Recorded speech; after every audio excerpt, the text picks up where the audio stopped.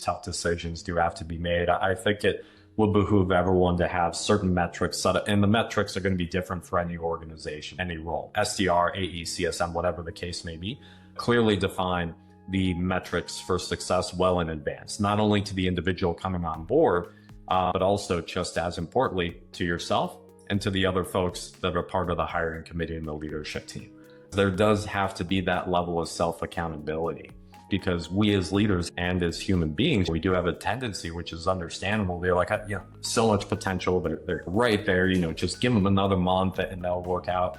But I always have to remind myself that when you're in a leadership position, and especially the higher that you go in leadership, your responsibilities to the organization as a whole. Why are you going to let someone that you know in your gut is probably breaking things down, continue to break things down for longer and longer within the organization? I know that a lot of people don't subscribe to this mode of thinking, but I am a big believer in hire slowly, but on the balance of that, hire quickly.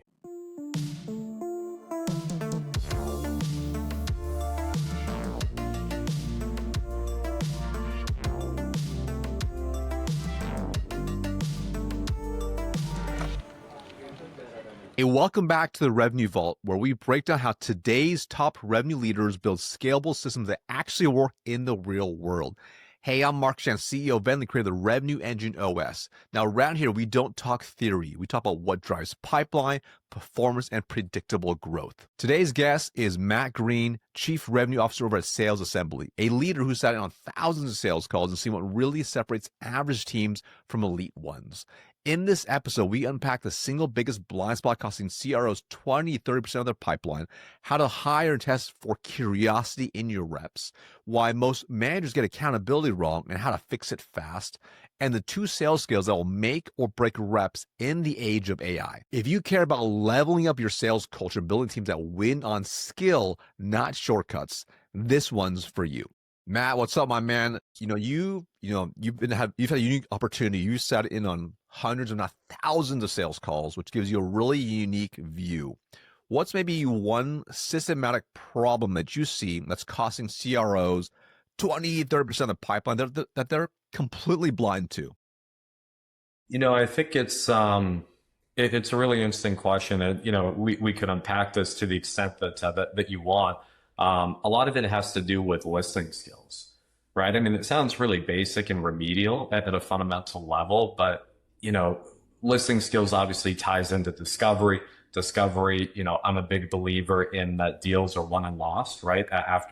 During the initial call, usually in large part due to the effectiveness or ineffectiveness, depending on the rep, on the discovery that's being done. And, what we're seeing with a lot of reps, or at least, the feedback that we're getting from the sales leaders that are managing these big sales teams, as, the prevalence of AI and all things shortcuts has continued to permeate across these organizations. Reps are, I wouldn't want to say getting lazy, that probably wouldn't be the right definition. They're trying to find ways to cut corners, right? And doing so in the service of something which I think is valuable, which is efficiency. Right? But too much efficiency could end up being a really bad thing, because then you miss, right? A lot of the really valuable intelligence, a lot of the really valuable insight that you will get, not by just focusing on going through a checklist of questions and trying to move on as quickly as possible, and presuming that whatever pre-call research you may have done through AI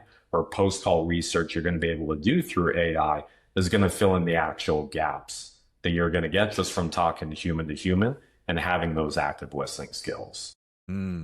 It's so true, right? Because I see it across the board. These reps, they walk with like a list of prepared questions, and we have clients that say the same thing. Hey, what are the top 5 questions that you say on each call? I'm like, that's kind of a dangerous way to think about it. Because you get into this like transactional kind of checklist. Got it at a very surface level. So how can leaders help to develop their org to improve their actual active listening skills, to be more present?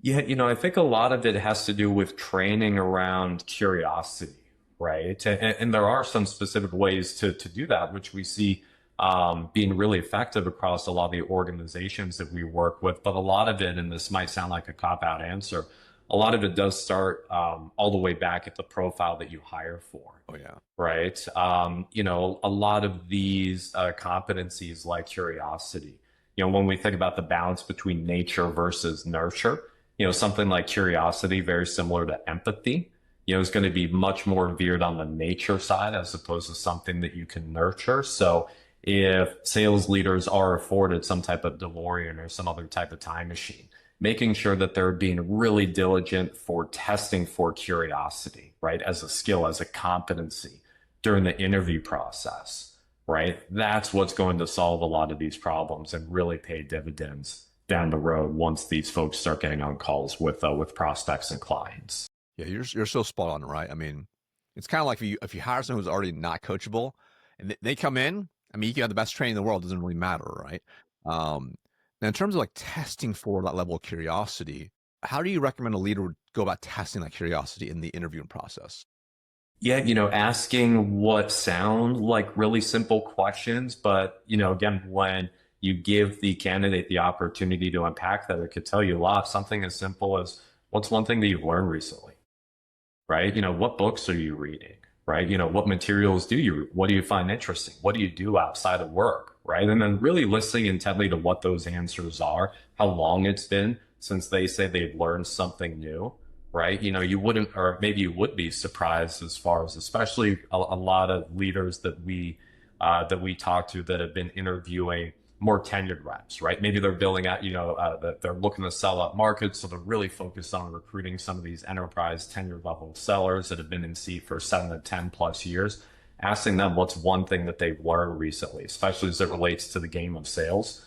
That there are a lot of candidates that for one reason or another, they just, at least they claim like, oh, I haven't really learned anything new, right? I think that is a big flag, especially in this day and age, given the rate at which all things sales within the B2B tech ecosystem has been changing.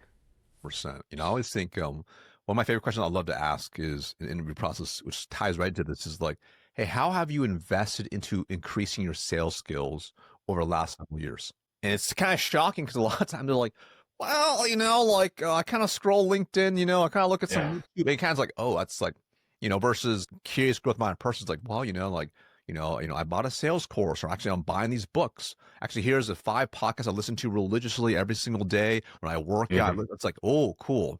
I think the second piece I always find that helps me identify the curiosity is I look to what kind of questions I can prepare with. Like, what's the Yeah. level of depth? Because like you have like sometimes they have no questions, which is terrible. Yeah. An automatic non-starter. Yeah, it's Right. like already a non-starter. And then sometimes they have like really surface level ones, but then there's like the elite ones. They're like, hey Matt, I was taking a look at your most recent, 10K report, and the CEO said this specific line. Hey, can you help me understand how it's driving what you're doing with your org in the next 24 months? Oh, Yeah. okay. Like, wow. You are like either you just over prepared, but it kind of tells you a little bit, right? And then when you respond, what are their follow-up questions? So you kind of see how they're kind of running like a reverse discovery on you, right? I think it's like really powerful. Now, when we talk about blind spots, what's maybe the most dangerous assumption that you're seeing CROs and sales VPs make about their sales culture that's costing them top performers, that making them leave, or even possibly deals? Oh God, yeah, that is a really interesting question. Blind spot, this is sort of a moving target, so it's understandable why that this still is, a blind spot or maybe area of opportunity for improvement. A lot of companies, especially if you're in a fast-growing environment, let's say, you're in this 20 to $100 million in revenue range. It seems like a lot of companies have not figured out the balance between in-person versus virtual, right? And you do have some companies that have been able to make it work from the very beginning in a fully virtual environment, right? And when I say make it work, I mean building and maintaining a positive culture. And when I say a positive culture, I do not just mean like a warm, fuzzy, like, hey, everyone's getting along, but positive in the sense of there's high performance, people are having fun, but there's also accountability, right? Those three things sort of put together, for a positive go-to-market culture. It seems like a lot of companies are still going through some version of A/B testing, right? They're maybe bringing all the SDRs and BDRs, finding somewhere in office, like, okay, you need to be here 3 days a week, right? And then a couple months later or a couple quarters later, after some, tenure of relatively mediocre performance, like, okay, well, do we need to make this 5 days a week, right? And what about this team over here? What about that team over here? And again, it's understandable. We don't hold it against. It's not a reason to knock on these leaders because there is this sort of moving target component as far as what type of cultures it relates to how and where and when you're interacting with your other employees, right? Layering on again, all the basic fundamentals, things like compensation plan design and product market fit and how you're supporting your team and selling into the market, all those things put together play a big role in this. And we still see a lot of leaders today, even 5 years after COVID, that are still struggling to figure this out. Have you seen any trends or common patterns of like the most successful orgs and like how they're structuring that in person versus remote or hybrid? Not there's not one consistent. This might be recency bias, right? So I will start with that disclosure. But it seems like a lot of the organizations that I've been speaking to, let's say throughout this year, 2025, they have had, and these are organizations that are performing extremely well, hundreds of millions of dollars, if not billions of dollars in revenue.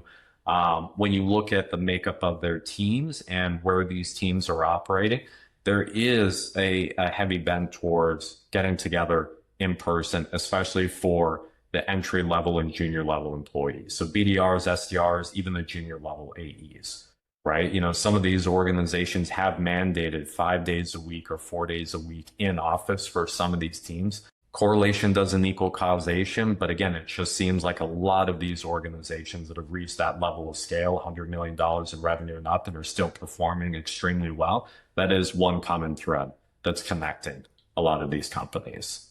Yeah, 100%. Years ago when I was running, and this is before like, remote was like a big thing. I had a pretty large org, over 100 reps, did a couple hundred million a year. It was interesting because, we would have, it was 2 days in the office and the rest of the time was remote. Mhm. I mean, they would have to still kind of live within the area, right? Because of that, right? But that was like so key, I found, because this also allowed me to like, hire different varying levels of experience across the board. So I had a little more flexibility as a leader, right? But I think one of the side benefits I didn't realize so much later was if I had a weaker sales manager running that team, this like kind of offset a little bit because I found like if you had like a weak frontline sales leader and if the whole team's remote, they're not in the weeds. They have no idea what's going on.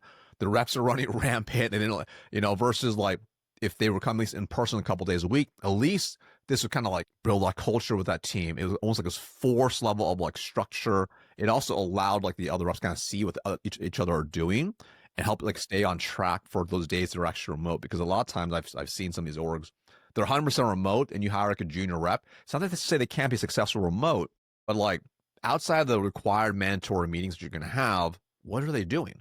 And do they know what to do? And I think in today's time where with social media, your phone going off and Slack and all these distractions, most of them end up not doing what they need to do, not because they don't want to, but because they're getting sucked in by the other tech, So I think it's a really interesting question. I think it obviously depends on each org and how they want to structure it. But from an org design perspective, I've just seen for even like really industries that have been around for a long time, they do like a hybrid approach, and it allows more benefits across the board. Doesn't say one or the other can't work better. It's kind of like, what's the situation look like? What are you trying to scale to? What's going to make sense? So now I think in some situations, I know it's happened to me where you inherit a bad sales management like path. Okay. or a sales management group. You take over an org, you're like, oh my God, these are not the greatest sales leaders. What's maybe the fastest path to fix productivity without firing everybody? Yeah, oh God. Understanding, of course, that sometimes changing the leaders might actually be, the only and the ultimate and the best way to go about affecting this type of change. I'd say maybe to the extent that you're comfortable reaching through that level of bureaucracy and really getting closer to inspecting what's going on at the rep level, right? Identifying areas of opportunity there, which then tie back to, okay, maybe some of the coaching deficiencies That's right. that are coming into play, right? And I think that what some leaders, especially at the executive level, what when they come into new organization, they are taking this sort of survey, so to speak. It's easy to lump bad management, right, or bad leadership into one sort of like amorphous ball, Yeah. right? But there are different types of bad or subpar leadership, right? There are leaders that might be great at accountability, right, but terrible at coaching, right? There may be other leaders that are like, hey, great at coaching, terrible at driving accountability.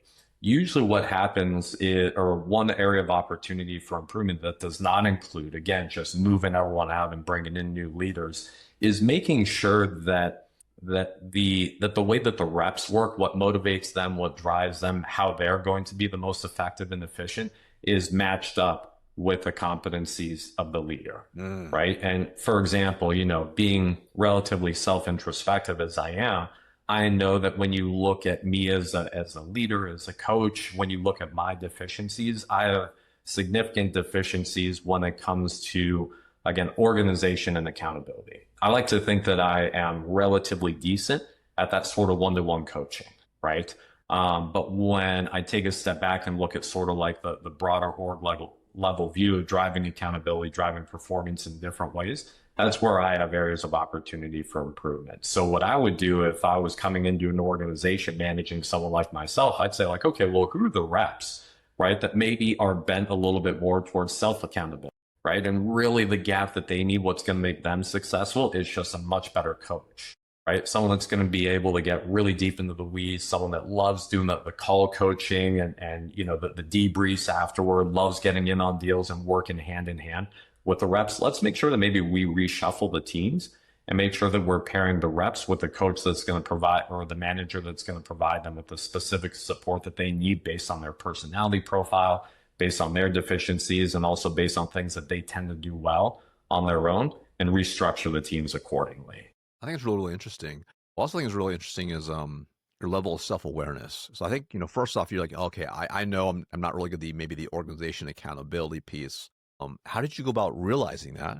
As an executive leader, what are maybe some things you've done to try to offset that? Because offset's a big part of driving sales performance. Yeah, to the latter, it's been a level of self-awareness in interviewing and hiring, right? So, when I'm going through an interview process, I do make sure that I am digging as deep as I possibly can to get a good understanding of the personality profile of the individual contributor that's looking to join my team, and whether or not my deficiencies are just going to extrapolate his or her deficiencies, or if it's going to be like a key going into a lock and like, hey, there's a perfect fit because you're bringing something to the organization that I'm not going to be great at delivering, right? I don't like micromanagement. I'm always going to vet for people that are self-starters, that I could be from a leadership perspective. I'm going to be much more like a GPS arrow. I'm going to point you in this the right direction,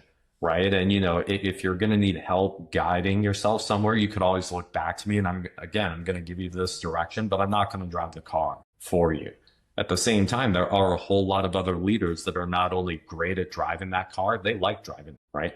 That's not me. So I've always, as I've, gone through my career, I've been doing this for over 20 years now. I've just gotten better, I like to think, and making sure that I'm only hiring people where I know that my deficiencies are not going to set them up for failure. Yeah, I think that's pretty brilliant, right? I mean, it's so simple and brilliant. It's like if you could surround yourself with people that basically don't like that can offset, if you will, in a nutshell, right? That can like kind of align and work well together. That's really powerful. And as I think back, it's funny because yeah, I for sure I hired that without even realizing it. Some situations where I'm like because I'm the car driver. I want to take control. Yeah. I know exactly. Hey, here's where we're going. Let's freaking go. Like that's what we're doing, right? And that's great. But sometimes the issue I run into is maybe I'm not as creative or flexible, or maybe not in touch with the more emotional part of like of human beings, right? So, but my best hires have always been that type of person, right? Who's been able to kind of challenge me. I get stuck too rigidly into like my path to success, if you will, and they're helping me have to see the softer side. So I think it's actually really smart. How did you realize this was a potential short, I don't want to call it short, realize this is an area that you're like, hey, you know what? I just need to offset it. Yeah, no, I do think it's right to call it a shortcoming, for what it's worth. And candidly, the same way, how did I realize it? The same way that I learned a lot of other things throughout my life, through a lot of failure, right? Just failing over and over again, bringing people on board my team that didn't work out and realize, like, again, why did this person not work out? We're looking on paper, everyone else in the organization that interviewed him or her, they're like, yeah, this person's a solid candidate. They just did not fit well on my team. And I realized in large part that tended to be because of me, right? Because of my leadership style, my management style, or lack thereof, my preference to, again, going back to the car analogy, sitting in the back seat, pointing them in the right direction here or there, versus yours, where like, no, I'm going to drive the car, right? And just, again, having put myself and unfortunately put others in a position where we were not mutually set up for success, and just trying to be self-reflective as possible on that afterwards. That's what led me to learn, like, okay, here's the situation, here's the environment that I need to create for these reps, for all of us to be successful in the end. Now, and you seem like a really introspective guy. That's something you just kind of thought through, like, hey, why is this happening? Or was it like after years, or someone called you out, or was it like a line someone said to you? Because I think back to like some of my lack of self-awareness, like where I became more self-aware is when they basically punched me in the face and told me as it is. And Yeah. I'm like, I guess I probably should take that feedback in consideration. Like for you, did you realize on your own? Was there a situation that made you realize it?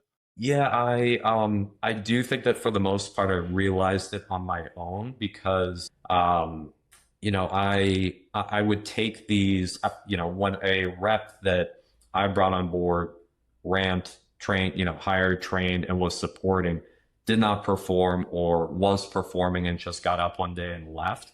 For better or for worse, I'm not saying that this is a good thing. It might actually be a bad thing. I took that overtly personally, right? If they weren't performing, for better or for worse, I'm not a pass the buck kind of person. If a rep that has a great track record prior to coming to the organization, if everyone else who is part of the hiring committee interviewed this rep, vetted them, and say like, hey, this person is a go, but they're not performing under my support structure, that in my opinion, there's just no other reason for me to look anywhere else than in the mirror.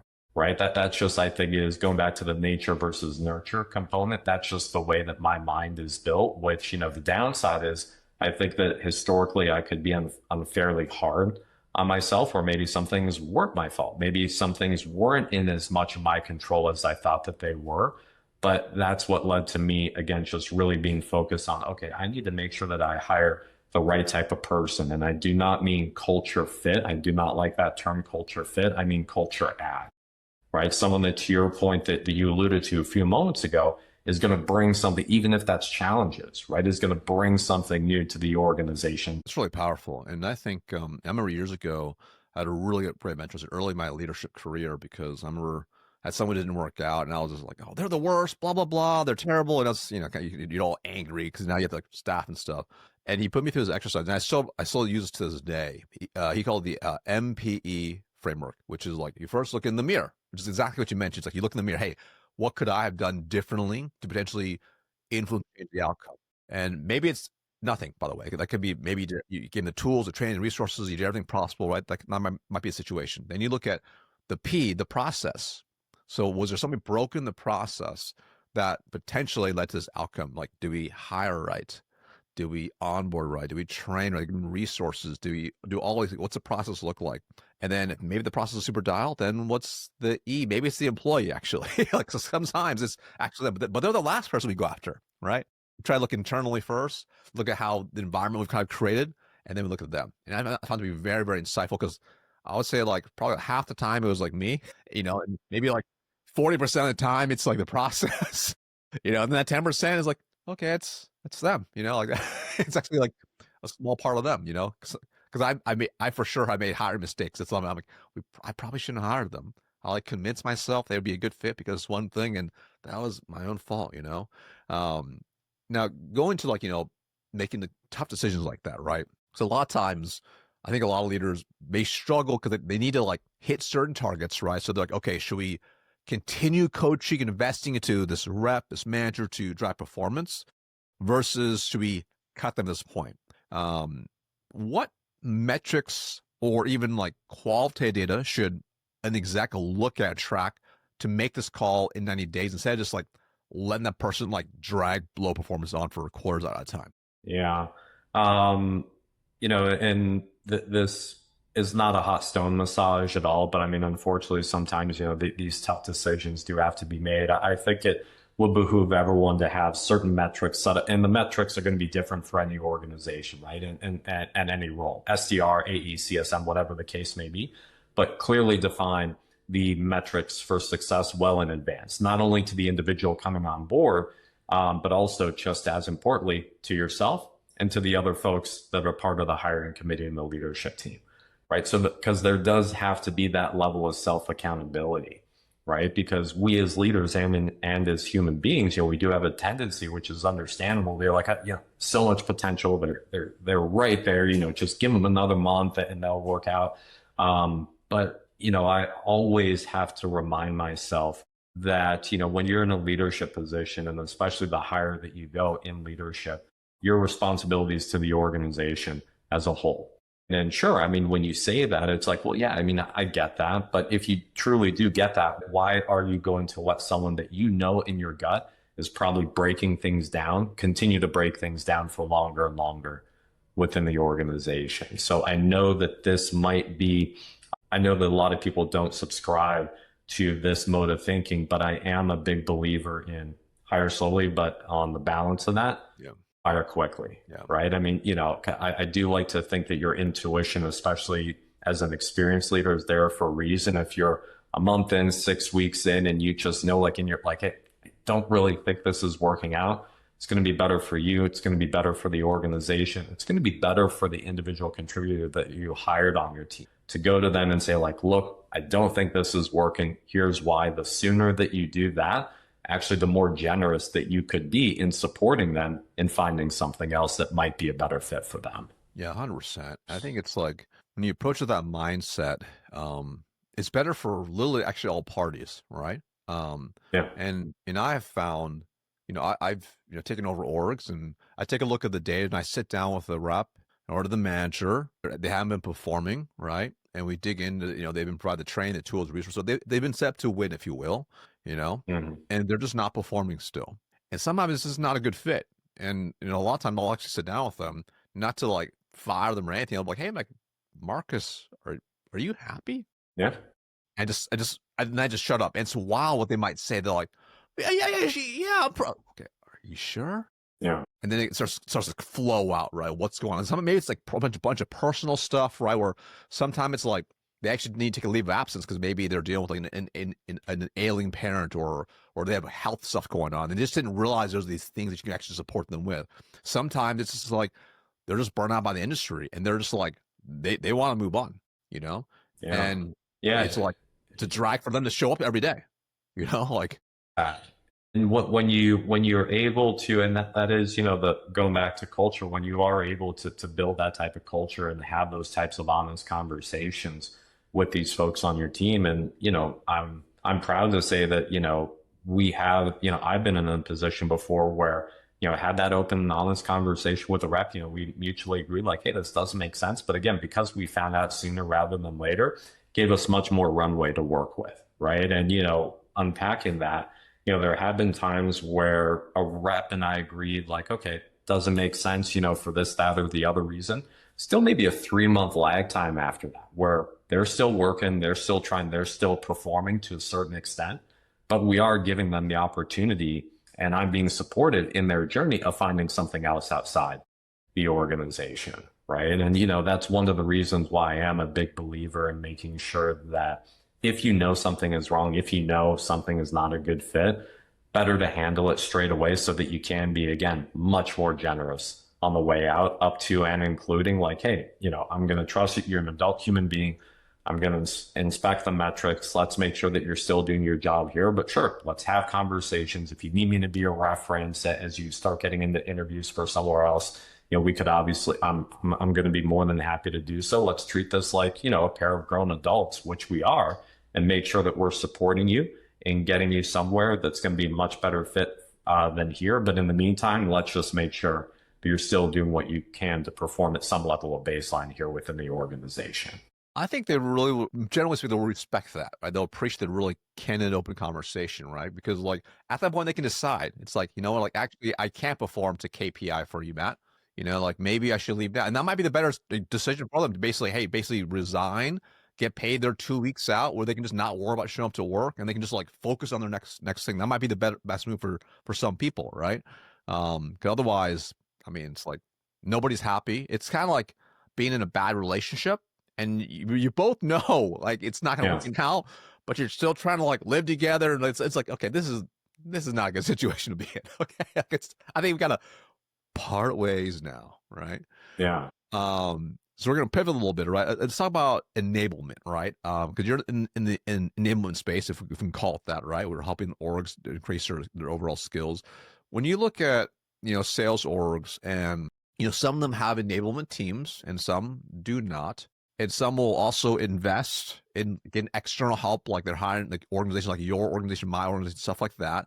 What are the pros and cons of each? Oh, either just building everything internal, right, within your own enablement team, hiring people to build that all out, versus getting help from third parties. Yeah, there are pros and cons to each. I mean, building things internal, I mean, that there obviously what comes along with that is an extreme level of domain expertise and a significant level of consistency, right? Which might be missing in organizations. What we see across the ecosystem, though, and especially now when we compare it to, let's say 2021 or 2022, for example, a lot of companies overinvested in enablement. And I don't mean that overinvested in a bad way, but they overinvested at least to a much greater degree than they are right now, right? So what we see right now is organizations that will ostensibly have enablement teams, but they're stretched extremely thin, right? They're teams of 1, 2, maybe 3 people that are responsible for the onboarding,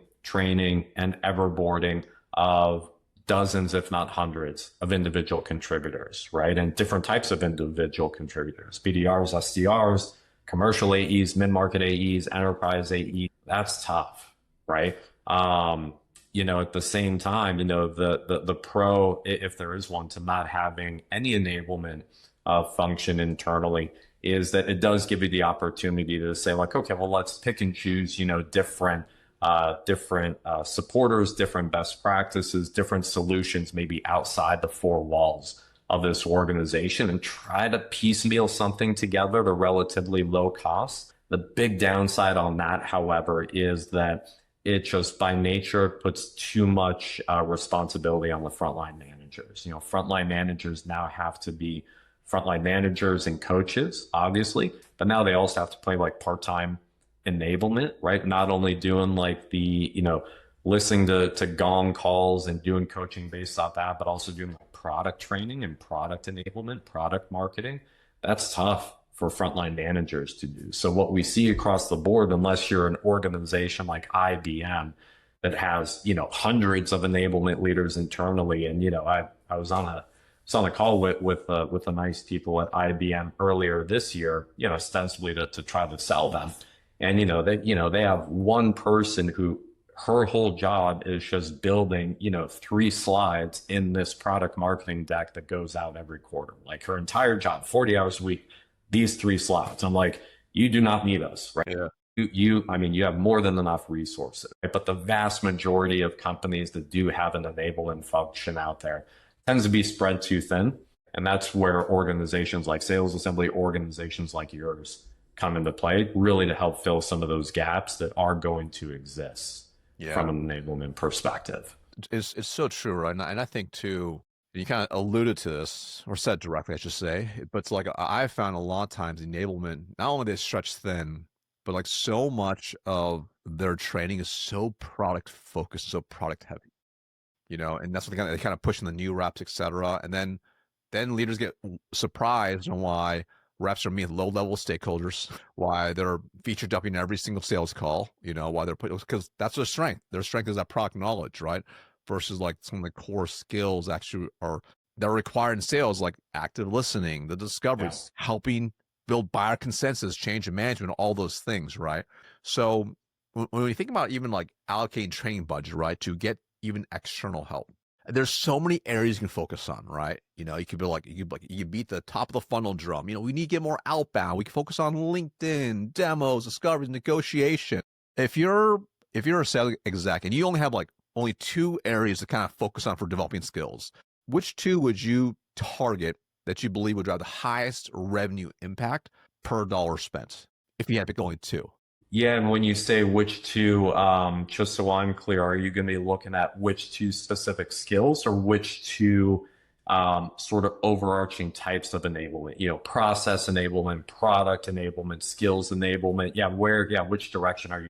So let's talk about skills, right? I think skills is a big piece for sure. Yeah, then I would say if I had to focus on two, I would say one, and we spoke about at the top of the call, discovery, right? I think that the discovery is going to be the most important skill. Very close second is going to be storytelling, right? Once you are able to find out, the information that you need through that effective discovery, how are you going to weave that into a narrative, right? That positions your product in the value add way in such a way where you're going to be able to communicate it not only to your initial champion, but also communicate it asynchronously to all the potential stakeholders that you're never going to have the opportunity to hop on a call with. So when we think about storytelling, we think about like telling verbally a story.